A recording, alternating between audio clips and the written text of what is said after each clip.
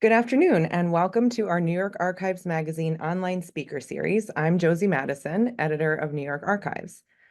Today, we're joined by two professional genealogists, Pamela Vittorio, Jane Wilcox, and archivist John Diefenderfer, as they answer your questions about how to conduct genealogy research using state records held in the New York State Archives in Albany, New York.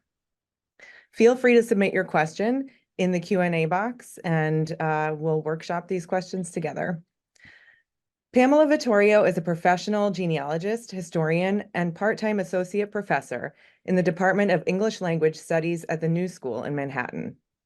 Pamela obtained a certificate in genealogical research from Boston University and a professional learning certificate in genealogical studies from the International Institute of Genealogical Studies in Toronto. She has taught Transportation Nation with the Applied Genealogy Institute and is coordinator of the 2025 Salt Lake Institute of Genealogy course, A Century of Change, the Emigrant, Immigrant, Migrant Experience, 1825 to 1925. She mentors GenProof and National Geological Society Advanced Genealogy courses. Among her research interests are artifacts, DNA, maps, land records, military history, migration and transportation, sociolinguistics, and people with African American, Canadian, English, French, German, Irish, Italian, Jewish, or Scottish ancestry, many of whom lived along or worked on North American canals. Jane Wilcox serves on the New York State Archives Advisory Committee and the New York Genealogical and Biographical Society's New York Family History Advisory Committee. A former NYGNB Record editorial board member, Jane speaks at genealogy conferences and institutes. With her company, Forget-Me-Not Ancestry in Albany, Jane specializes in pre-Civil War New York research. She was also the host of the Forget-Me-Not Hour podcast. She has a master's degree in journalism and a bachelor's in history and English literature, and also holds elementary school teacher certification. She's the author of the forthcoming book, New York State Archives, a guide for family historians, biographers, and historical research. And I have put a link to more information about that book in the chat in case those of you who have joined us today are interested in taking a look. John Diefenderfer works at the New York State Archives in the Archival Advisory Services Unit, coordinating the Documentary Heritage Program that provides grants and technical assistance to the nearly 3,000 non-government historic records repositories in New York State. He is also a member of the New York State Archives Reference Services staff. Prior to working at the State Archives, John worked as provincial archivist for the Daughters of Charity of St. Vincent de Paul in Albany. So again, for those of you who have joined us, we're happy to see you. There will be a question and answer session this whole presentation. So please feel free to submit questions using the Q&A box, and I will get those off to the presenters, and hopefully we can get as many of those answered as possible. And now I am pleased to introduce Pamela, Jane, and John. Thank you, Josie. I think with Pamela and Jane's permission, we'll start with a quick introduction to the State Archives, sort of a view of the State Archives from 20,000 feet, just to sort of orient folks to where we are. The New York State Archives was created by state law in 1971, so we're one of the relatively newer state archives. It was created to collect, preserve, and provide access to the historic records of New York State government and New York State government only. So records of private individuals or organizations are not held by the State Archives.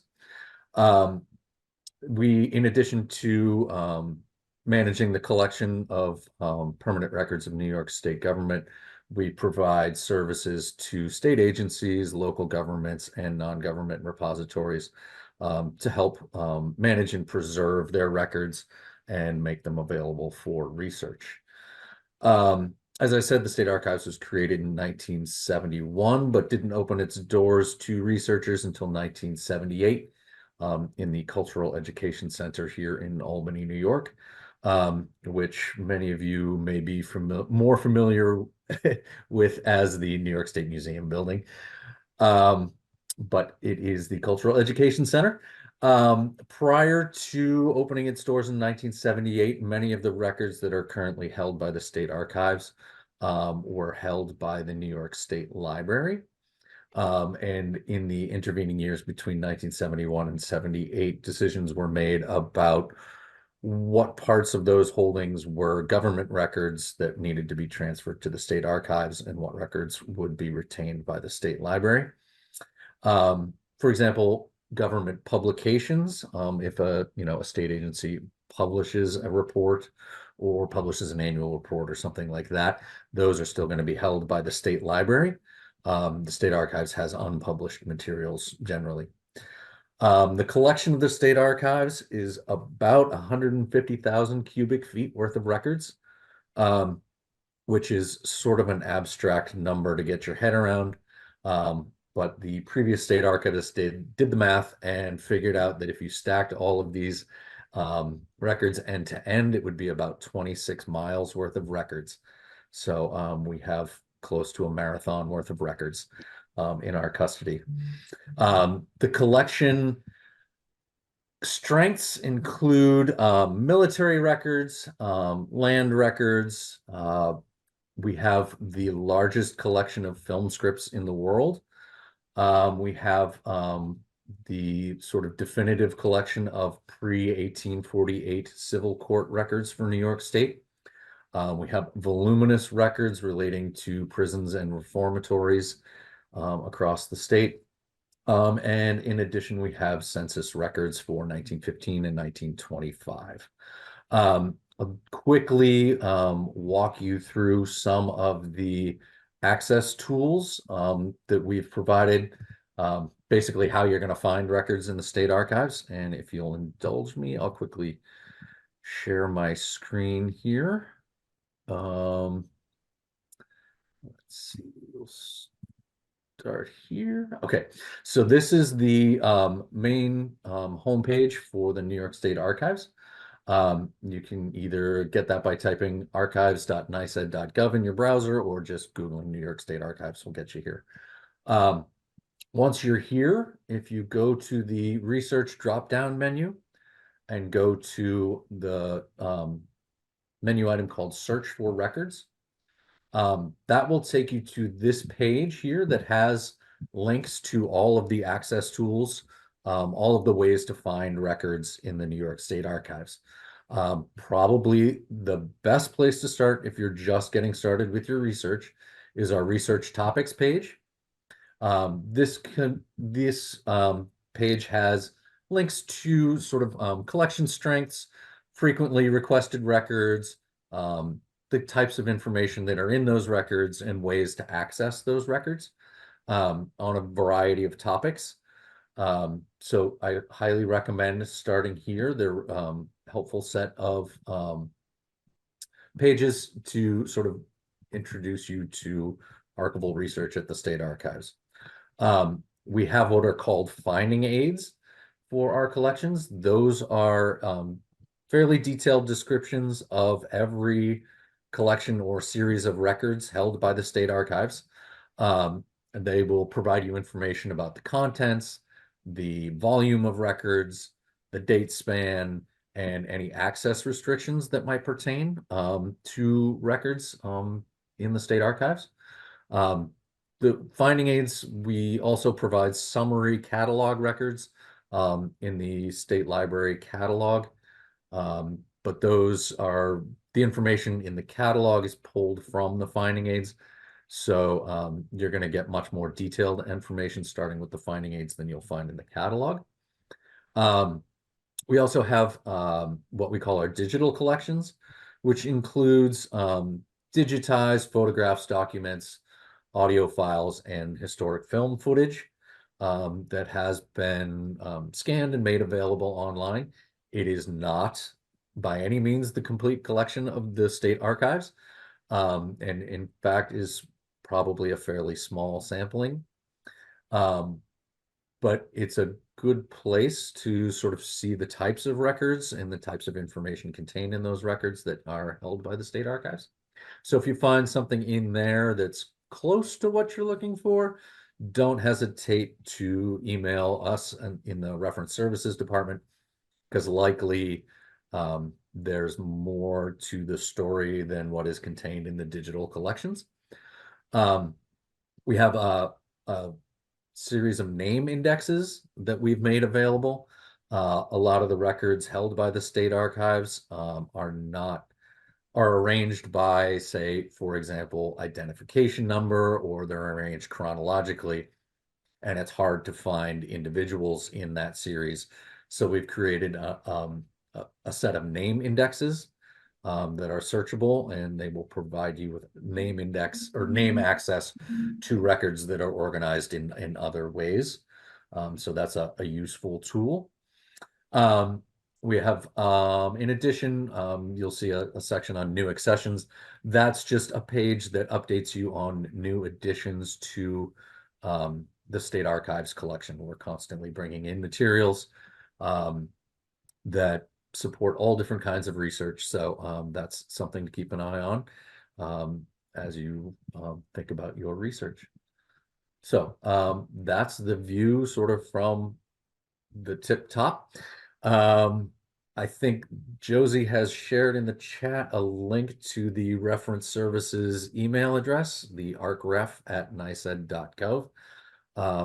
If you take nothing else away from this presentation, take that email and don't hesitate to get in touch with us.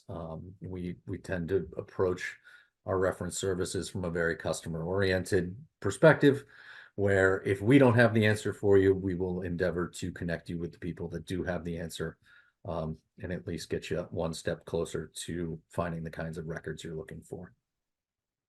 So that's the State Archives in a nutshell. Thank you. And Josie, I I'd like to tag on to John. Yeah. He mentioned some of the types of records that the State Archives holds, and I'd like to give the audience a little more to get a sense for what state governmental records are.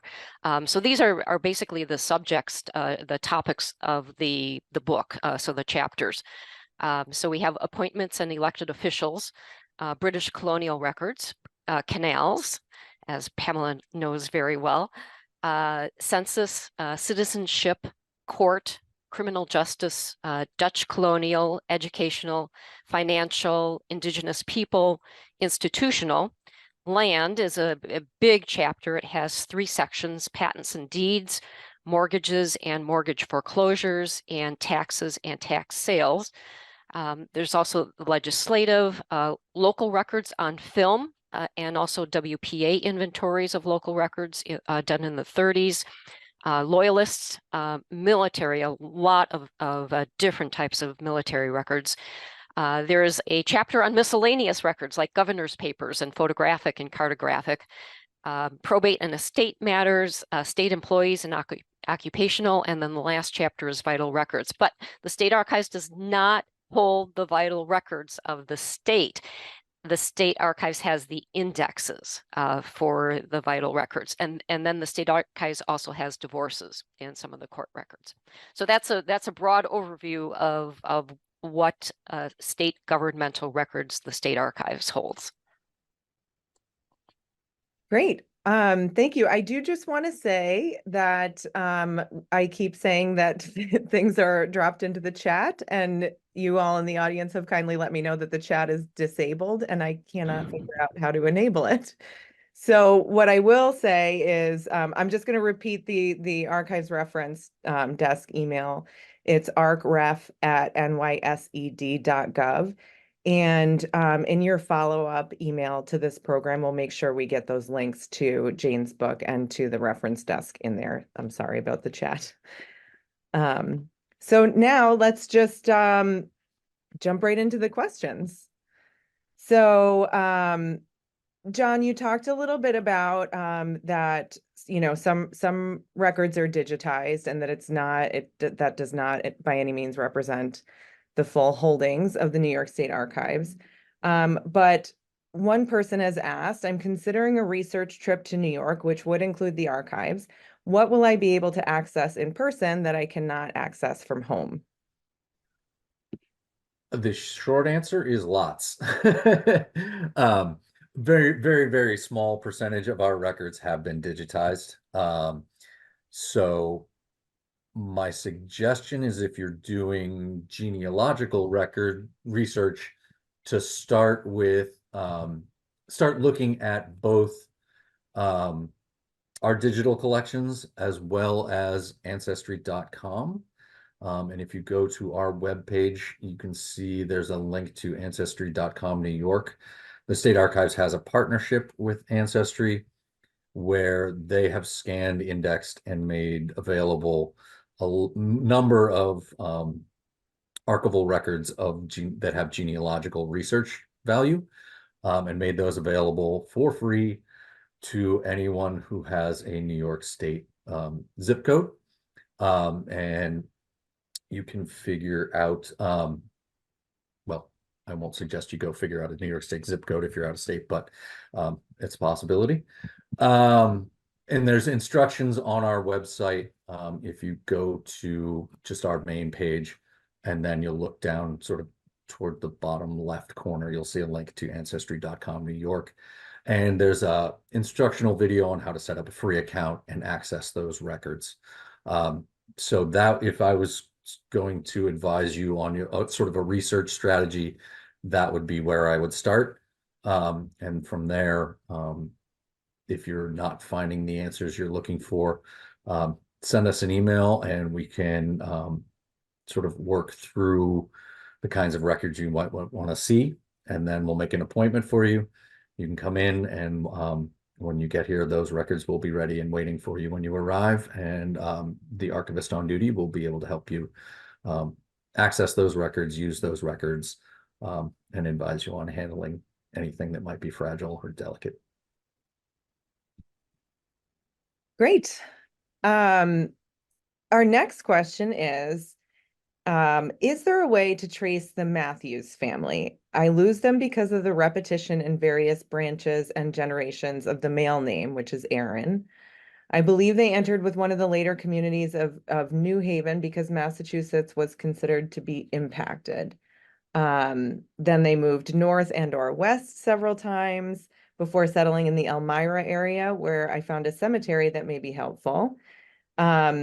The person who's asking this question is in Wisconsin, so whatever work she's going to be able to do on this has to be online, and she would very much appreciate your assistance. I guess I'll start with that question. This is an example of a question where you may not find a lot at the State Archives to try to reach your goal. So we'll talk about state governmental records versus everything else that you can find in the state. One of the strategies that I would suggest using for this, because New York was the gateway to the West, is the cluster research approach, which is researching the friends, the associates, the neighbors, also known as the fan club, which was coined by Elizabeth Shown Mills. So we want to research all of those people and help us differentiate between all the Aarons, and which is this Aaron's associate, which is that Aaron's associate. A lot of the records that you will find useful are on Family Search under land and also probate. So the surrogates court records have been digitized, and they're on Family Search. Ancestry also, as John mentioned, has a lot of the State Archives records. The New York State censuses prior to 1915 were lost in the New York State Capitol fire in 1911. So you're going to need to look at Family Search to see if there are any New York State censuses that have survived locally that are digitized on Family Search. You want to look for church records. Again, the State Archives will not have those. You want to go locally and look at other digitizations, like the New York Genealogical and Biographical Society has church record transcriptions that are digitized. Also, Ancestry has a number of collections of church records. So that's it in a nutshell. and anybody else want to add to that? Okay, thanks, Jane. Our next question is, I live out of state, but I'm researching relatives who lived in New York. My father was adopted in Manhattan, and I have his original birth certificate, which surprisingly documents his biological parents accurately. DNA proves that, but I'm having trouble knowing where to look for land ownership, jobs, marriages and divorces, and church records. So I think, Jane, you covered a little bit of that just now, but does anybody have anything to add? Yeah, I think a lot of times records relating to folks in New York City are held by the New York City Municipal Archives rather than the state archives. Um, so that might be another possible avenue for research. Trying to think for folks who are out of state, don't hesitate to get in touch with us if you're looking for a specific kind of record. We routinely scan and email copies of our records to researchers from other states and across the world. So that is certainly an option. If you're looking for something, we can scan that and make it available to you. And that would be things that aren't necessarily on our digital collections or whatever. So another resource for New York City, and I assumed that this was focused on New York City, city directories, and the New York City directories have been digitized. They're on Fold 3, and I believe there's also a set on the New York Public Library's website. So those would be vital for any city research. Great. Here's a question that's just come in the chat box that I think dovetails a little bit with what we're talking about, church records. So I have not seen much on those upstate 1810 to 1840 time frame in places like Oswego County or Oneida County. There are pretty good church records in areas like Albany, but not upstate that I'm finding. Are those areas not as well documented, or where could a person look?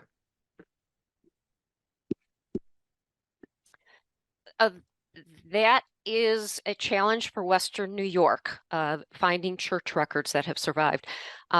Western New York is known as the burned over district, and this is the early 1800s with the Great Awakening, church revival, Baptist and Methodist, and in different sects. The Universalists, I think, were starting. The Fox sisters were in Western New York. And so a lot of these church records just don't exist, and a lot of them have been lost. The church was only in existence for maybe a few decades, and so the records have been lost. One place to check is the Cornell. It's on the Cornell website, and it's Western New York Religious Records, and I know that's not the complete title. But in the 70s and 80s, a group received grants to go out and film Western New York church records, and I think there are 16 to 20 counties represented in this collection. They deposited the films with Cornell, and there's a list of what Cornell has. None of them have been digitized, and some of them are under certain restrictions that they wouldn't be able to be digitized, but Cornell has all of those films. So you want to check locally. You want to check denominational archives. The Methodist Upstate Conference Archives is in, I think, Liverpool, Onondaga County. The Presbyterian Historical Society in Philadelphia may have some Presbyterian church records, but my go-to is any county history, and then reading the profile on every town, every local village, and see what churches were in existence during the time that my people that I'm researching were there. And then contact local historical societies, local genealogical societies, local public libraries. Onondaga County Public Library is a wonderful resource. College, university libraries. And so that for New York, church records is a challenge.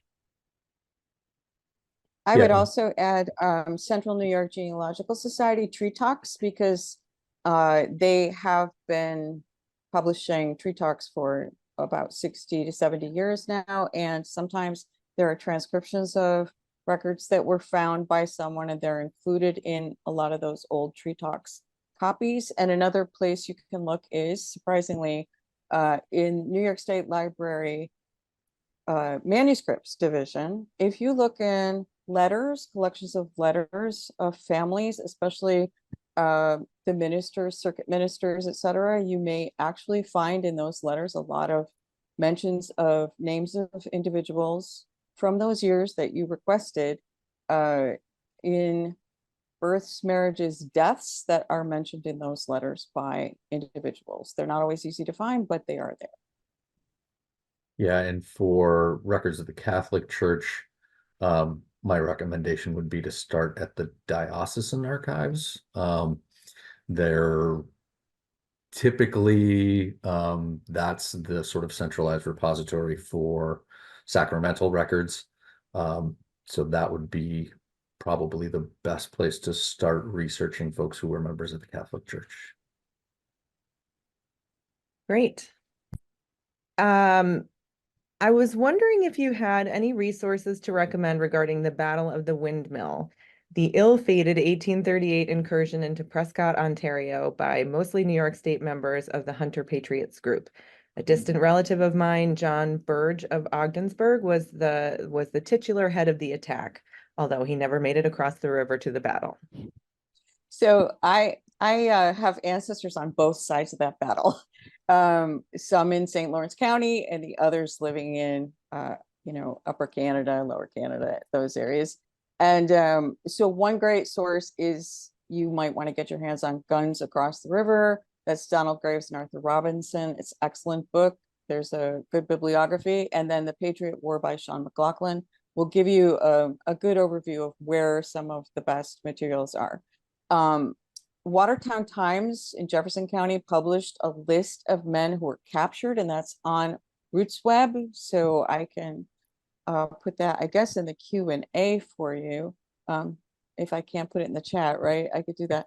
And then you might want to look at some eyewitness accounts. So those are available too. And like Jane mentioned earlier, it's always good to look up friends, associates, neighbors, because your ancestor may have been associated with someone who was captured or is on one of those lists, and you may find his name in their records as a witness, etc. Yeah, and the state archives holds registers of militia and National Guard commissioned officers from about 1800 through 1899. Unfortunately, the National Guard muster rolls for that period were destroyed in the 1911 Capitol fire. So if the person wasn't an officer, chances are we're not going to have any documentation regarding their service. But it sounds like your relative may have been an officer, so feel free to shoot us an email with his name, and we'll see if we can find something for you. Great. I love this next question because I know from experience when you get excited and you're into the research process, sometimes it's hard to remember to take careful notes about where you're finding things. So the question is, as I gather information from archives and online sources, I'm struggling to keep track of where I found everything. Can you recommend a standard genealogy community citation for referencing sources? The definitive place to go is Elizabeth Schoen Mills, Evidence Explained. She has examples of source citations for any record, any source you can think of. Thomas W. Jones also wrote a book on source citations, and I'm blanking on the name of that book. Mastering Genealogical Documentation. Thank you. Thank you. So those two would be the two places to consult. Yeah, and actually the 4th edition of Evidence Explained just came out recently in electronic book version, and you can get it from genealogical.com. I am not in any way a representative of it, but it's great if you don't want to buy the huge thick version. The electronic version is excellent.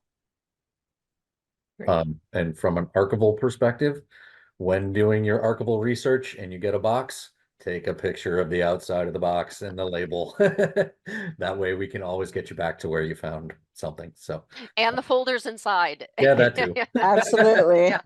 But Absolutely. if you can Unless get they're us in with any cutie bundles. cute, but we'll do the legwork. So Yeah.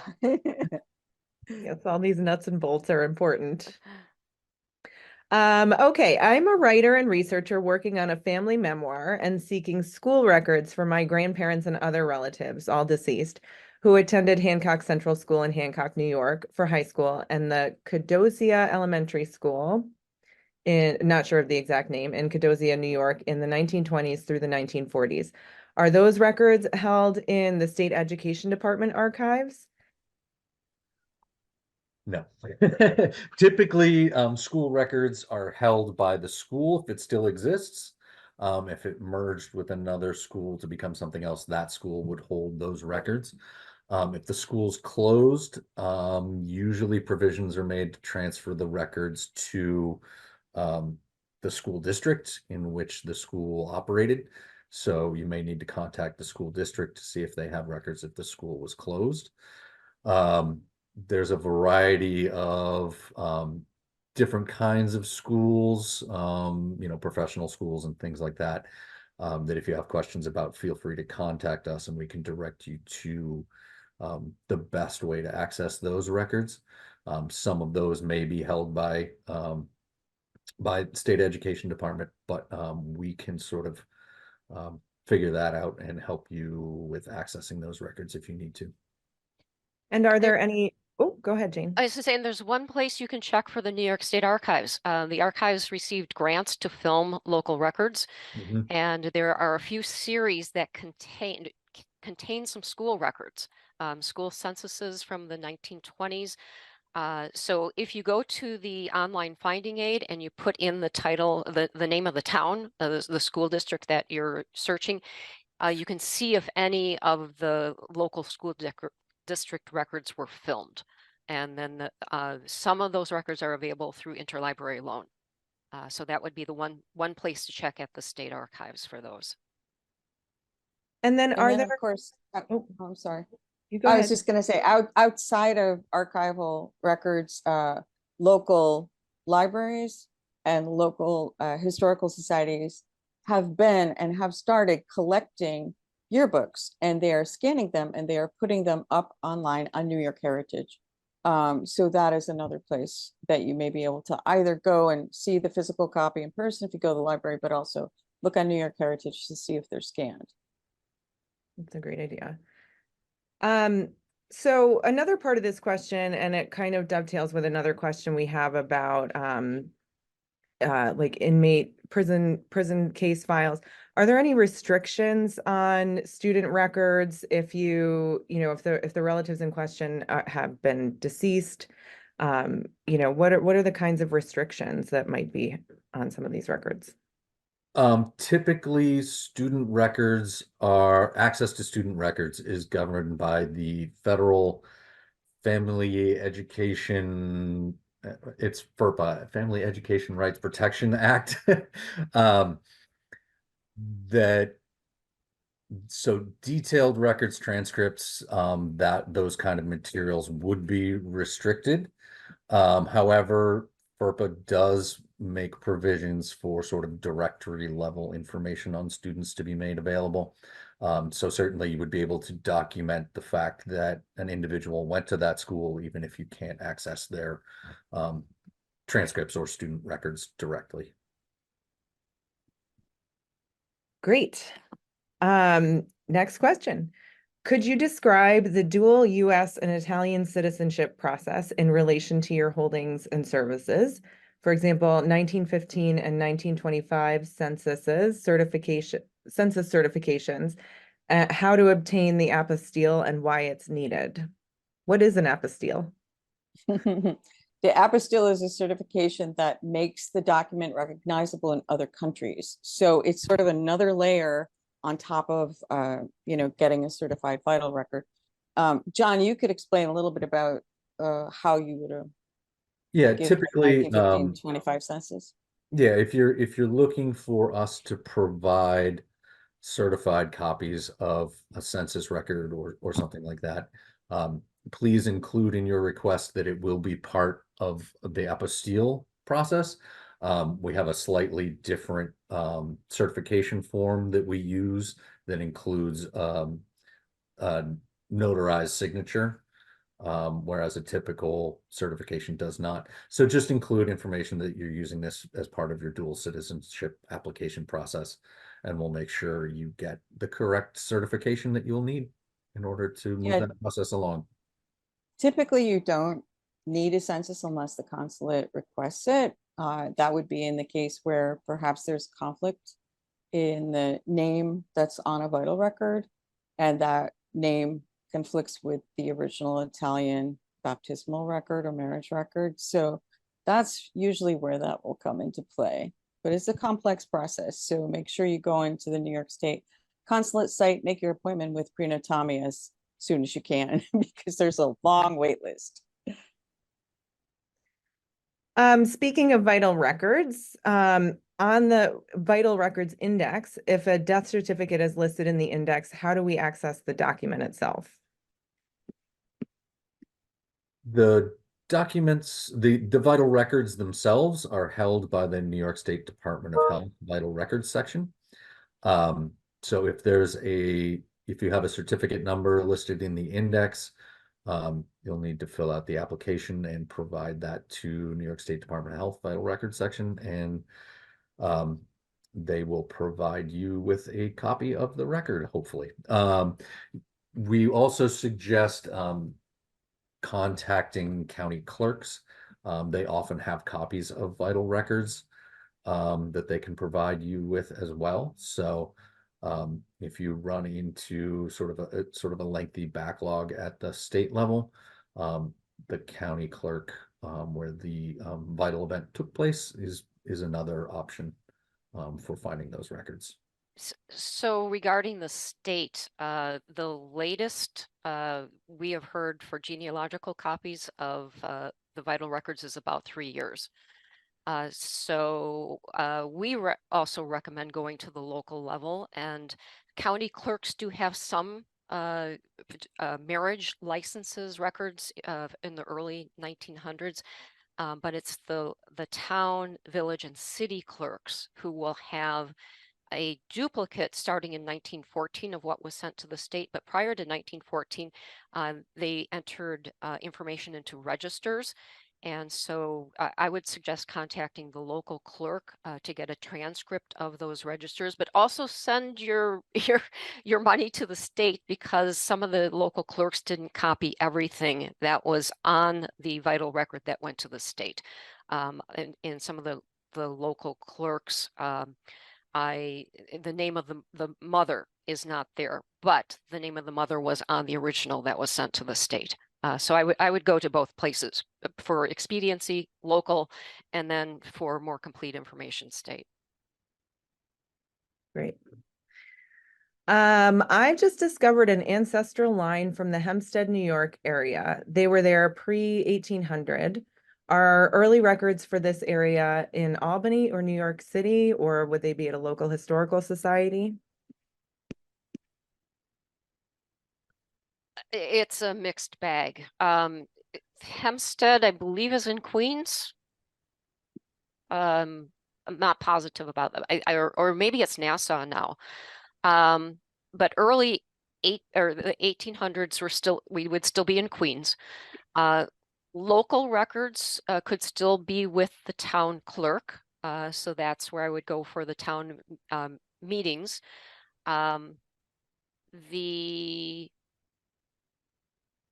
If it's still in Queens, there are old town records that are held by the New York Municipal Archives. That's on Chambers Street in Manhattan. So their library, the Archives Library, could have the local town records. Church records could be anywhere, as we've talked about. You want to check the censuses. I'm trying to think other places for Hempstead. I think like local repositories would be the best Yeah. place. And the New York Genealogical and Biographical Society, the quarterly publication, the record goes back to 1868, I believe, and those locations around Manhattan, in Queens and Brooklyn, and you know, a lot of the researchers were submitting articles on families, and so your people could be mentioned in an article that's already published. You can access those on the New York Genealogical and Biographical Society's website, newyorkfamilyhistory.org, and all names search there. Those would be my suggestions. Great. Next question. I'm out of state and researching my father's biological parents and grandparents. I cannot find birth certificates nor marriage or divorce documentation. If I don't know the city and date of a marriage or divorce, where do I start? A little more detail is George L. Gill and Lillian Frances Warham had 3 children in 1910. She's divorced with 3 kids not living with her. I'd like to find her marriage and divorce records. The children, one of whom was my maternal grandmother, was sent to live with an aunt and later adopted. It's her early life that has no documentation. Josie, did you say where? Well, no, the person says, I don't know the city and date of a marriage or divorce. Okay. We're in New So there would be New York City versus New York State for the vital records. We've talked about the New York City vital records, New York City Municipal Archives, New York State. Those indexes are on Ancestry. Actually, both indexes, state and city. Divorces at that time were through the county courts. So you would want to go have a sense for, you know, are we in the New York City area? Are we New York County, Kings, Queens, you know, checking those county court records for divorces. New York City, actually, I found a divorce in a New York City marriage application. And this was, oh, we should mention divorces are closed in New York for 100 years. Thanks to Aaron Burr. So these records are restricted for 100 years. And I found this divorce in a restricted period. And it was noted in the marriage license at the New York City Municipal Archives. So that was one place I was lucky finding that divorce. Okay, is there a spot to find businesses in New York City from around the 1950s? I'm also interested in hat factories from 1925 to 1935. I would look in the municipal archives, directories. The directories are on, as Jane mentioned earlier, New York Public Library, but also Hattie Trust and Internet Archive have a lot of business directories. So Trow's, sometimes Wilson's you might find there. And that might be the best place to look. And then you might want to do a Google book search just on the keyword for the business itself, and then go to Archive Grid. And in Archive Grid, if you plug in the name of the business specifically, you may find various repositories around the country that actually hold records for that business. Municipal Archives does have some records, but they're kind of down in the basement and you have to get a special permission to go and get them. So those are some of the things I can suggest for that. And I would check the Museum of the City of New York to see what their archives holds, and the New York Historical Society in Manhattan.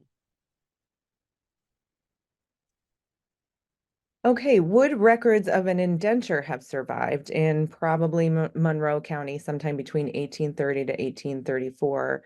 The person does have a mention of the lawyer who drew up the indenture, lawyer Selden, who they believe to be Henry Rogers Selden. Possibly. Maybe. Yeah. I would check the county clerk's office and check their miscellaneous records to to see if an indenture was recorded there. One thing that the state archives has, the indenture may have been through the House of Refuge in New York City, and the indentures through the House of Refuge, the state archives has wonderful records for this institution, and so including the indentures of children. Great. Okay, we are doing research for the recently passed New York State Reparations Act. How would you advise we use New York State Archives to help organize our research? And this also dovetails with another question we have about how can we find enslaved individuals in New York State records? It's a tricky business.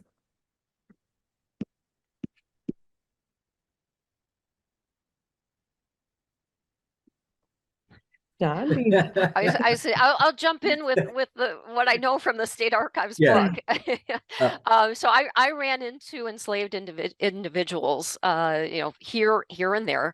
The two places, or actually three places in particular that stand out are the prison records. So from about 1800, you will see enslaved individuals in the Newgate Register.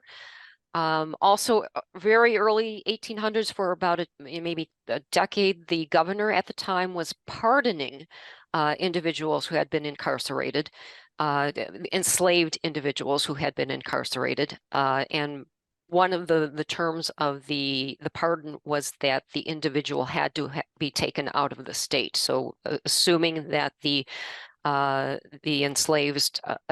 enslaver then had to sell the person out of state, or give to a family member out of state. And then the third place, and these are online, digitized, the state's emancipation law was enacted in 1798. I should say a series of laws started in 1798. All children born to enslaved mothers needed to be registered with a local clerk in starting July 4th, 1799. And so the state has some records that the poor masters, overseers of the poor, who were in charge of this program on the local level, they sent copies for not all of the state, but especially I think Rockland County is particularly strong. And so the state has some records from the overseers of the poor that name the individuals who were born, and they're receiving state support as part of the emancipation. They are born, and then they are to owe service until they're 28 or 25. I think the age gets lowered. And this is gradual emancipation to 1827. So those are state archives, and the local they're called slave births. The local records may still be with the town clerks, or they could be in a local historical society. They could be anywhere if they have survived. Yeah, in addition, there's a scattering of enslaved peoples who show up in wills and probate records as well. So that might be another resource. Again, my suggestion would be to send us an email, and we'll see what we can track down for you and point you in the direction of state archives resources that might be able to support that kind of research. And there are some things online. New York Heritage has some records from Ulster County, Kingston, lists that Jane mentioned before. You might also want to check out the New York Manumission Society, and also New York Municipal Archives has a collection of vital records of documenting enslaved people and children born to enslaved women from 1760 to 1828. So those are some other places that you'll want to look. Pamela, as part of that, the John Jay Research Initiative, they were documenting enslaved individuals in the state of New York, if I'm remembering correctly. Yeah. There's a website dedicated to that. I can't put anything into the chat, otherwise I would type in some of those links. But. And then local historical societies, like Schenectady County Historical Society, is putting documentation of enslaved individuals on their website as well. So checking locally. Great. One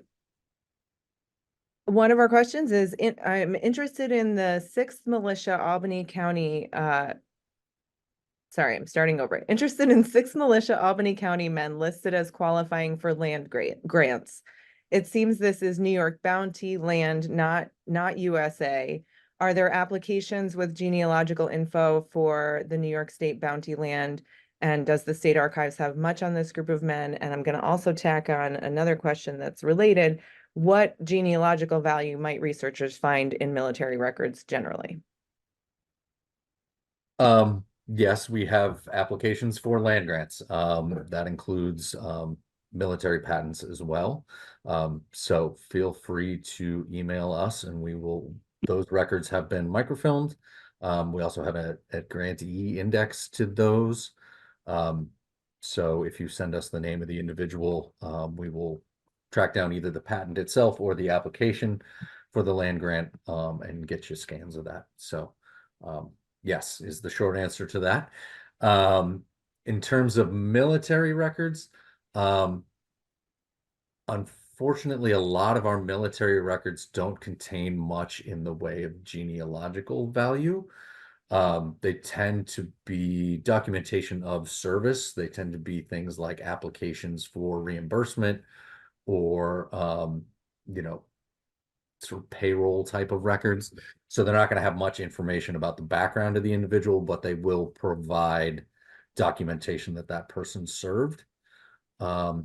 Unfortunately, a lot of those records suffered in the 1911 Capitol fire and can be a little tricky to access. But again, feel free to reach out to us and we will help you walk through that process. And I'd like to tag on to John. So most of the State Archives records are not going to name a parent. Right. You know, you've got the Civil War town clerk registers that might name a parent. Probate records might, court records might, census records, putting the 1915, 1925, yes. But clearing up a misconception of what's genealogically relevant, and that's was part of my mission with the New York State Archives book. From coming from a genealogist point of view, working on brick walls, which is my specialty, I'm looking for any record that is going to name an individual, give me a location, and give me a date. And sometimes a record may not give me a location and it may not give me a date, but I can infer a date or a location from a record nearby, a surrounding record. And this is where, for me, the research gets really fun with these brick walls and trying to solve the puzzle.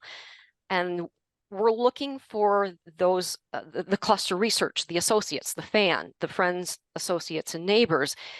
And so, for example, a bail piece, which is part of the court records, there's going to be a person who is bail, who's the surety for the person. And that's an associate. And I may be able to figure out more about the person I'm interested in through this other person.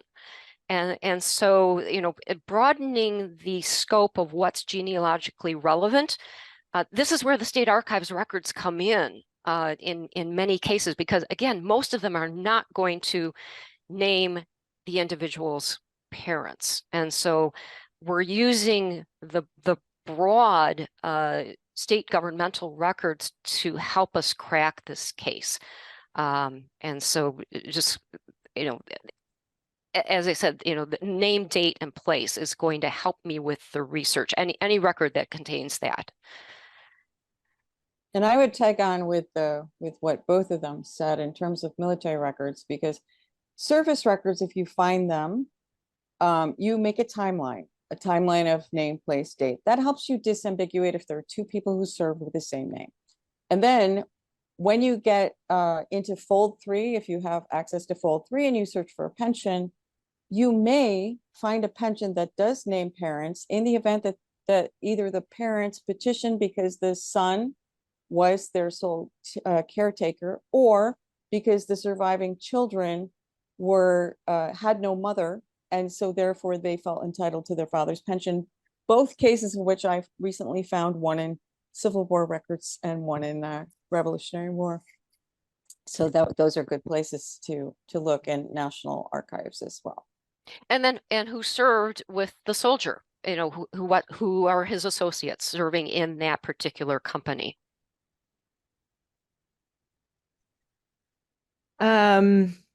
Great. So I think this question is for Pamela. Where would I look to find my ancestors who might have worked on the Erie Canal? Yeah, that's a great question. Well, first you need date and place, because those are the two most important things, because there are 3 canals, 3 iterations. There's the Clinton's Ditch, which next year we will be celebrating the bicentennial, 1825. Then there's the Enlarged Canal. That's the one that most people see today as the recreational waterway going across New York State. But then, of course, there is the one called the Barge Canal, which is now the New York State Canal System. And that includes Champlain, Oswego, Cayuga, Seneca. So you need to know exactly where your ancestor was located in order to get into those records. So there are laborers, vouchers, and receipts from 1817, starting in 1817 with the first canals, but they are organized in a hierarchy, which is rather complicated. So you need to talk to one of your handy dandy archivists who has canal experience, but basically you need to work from the commissioner in that specific division of the canal, eastern, middle, western, and then go down in the hierarchy until you find the contractor. And then in those contracts, there are other books that correlate with that. You can find those on the New York State Archives page under the Mighty Chain, which is the main finding aid. And then when you get into the collection, which is A1125, then you may find, that's for the oldest canal, then you may find a container list sometimes for those boxes, but there are 10 boxes. So it's kind of like the end of the, Raiders of the Lost Ark movie, where you're going into the thousands and thousands of boxes. You may feel like that, but for each of the canals, you might find records.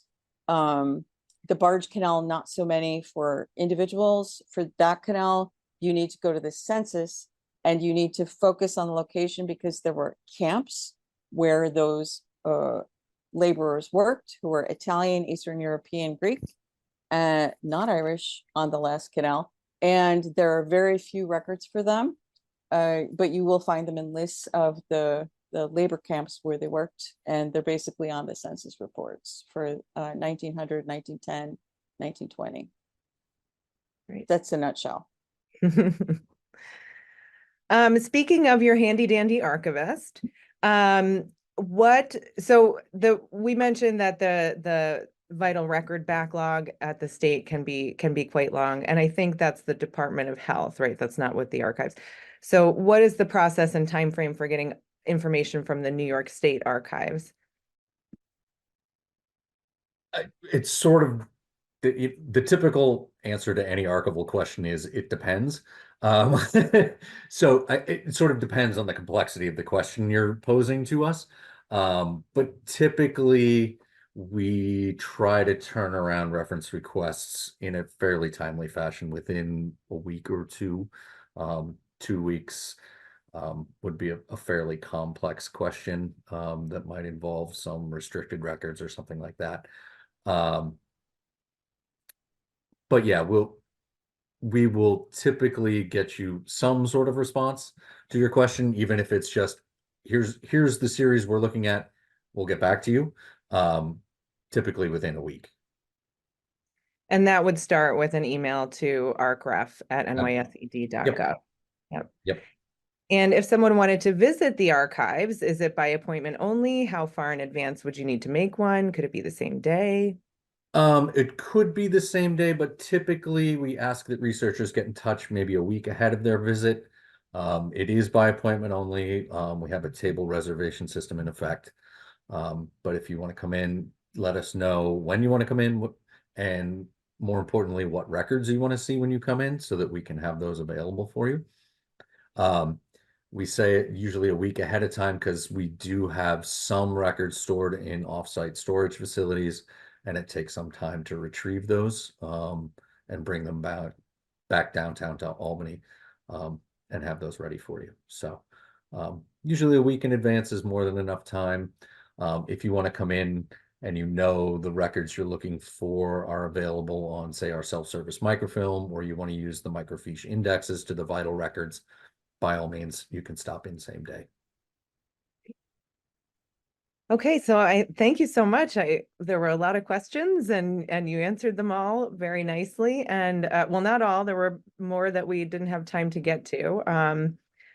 But I do want to say that I know we mentioned a lot of websites and email addresses and that we don't have a chat box to share those with you. So I'm going to do my best to compile a list and get that to those of you who joined us today in an email. So other than that, I want to just thank you so much to Pamela, Jane, and John for joining us today and for answering all these questions for our audience. And thank you to our audience for joining us today. If you're interested in learning more about the state archives, that website is archives.nysed.gov.